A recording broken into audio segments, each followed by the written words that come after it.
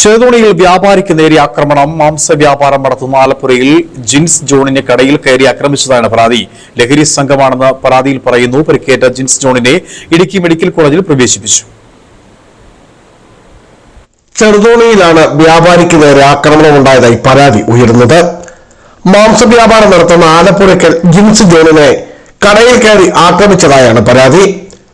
മേഖലയിൽ ലഹരി വ്യാപാരം നടത്തുന്നവർക്കെതിരെ പോലീസിന് വിവരം നൽകിയെന്ന് ആരോപിച്ചാണ് തന്നെ ഒരു സംഘം മർദ്ദിച്ചത് എന്ന് ജിൻസ് പറയുന്നു.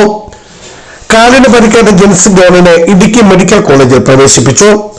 ഓപ്പറേഷൻ തൂഫാന് ജിൻസ് ജോണാണ് വിവരം നൽകിയത് എന്ന ധാരണയിലാണ് ആക്രമണം അത്രേ. എന്റെ സ്വന്തം കടയിൽ ഇരിക്കുകയാണ് ചെറുതോണിയില്. അവിടെ എന്നാലും ഈ കുറച്ച് പിള്ളേർ കടയ്ക്കകത്തേക്ക് വന്നു കയറി കഴിഞ്ഞ ദിവസം ഉണ്ടായ വിഷയത്തെ പറ്റി ചോദിച്ചു. എന്നെ കടയ്ക്കകത്തിട്ട് മർദ്ദിക്കൂ, പ്രശ്നമൊക്കെ ഉണ്ടായി. അങ്ങനെ കാലിന് ചെറിയ പരിക്കുകളെ പറ്റി അവരെന്നാ തന്നെ ഒരു രക്ഷപ്പെടുകയും ചെയ്തു. പിന്നെ അവരുമായിട്ട് എനിക്ക് ഒരു വൈരാഗ്യ ബുദ്ധി അങ്ങനെ കേസൊന്നുമില്ല. അവരെന്തോ അങ്ങനെ ചെയ്തു.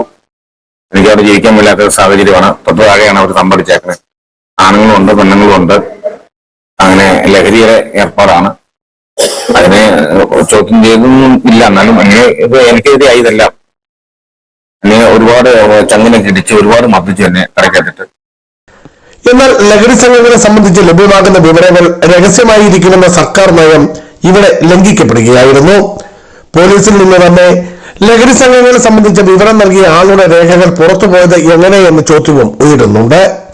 ബിജു വൈശൻ പറമ്പിൽ, ഇടുക്കി വിഷൻ ന്യൂസ്, ഇടുക്കി.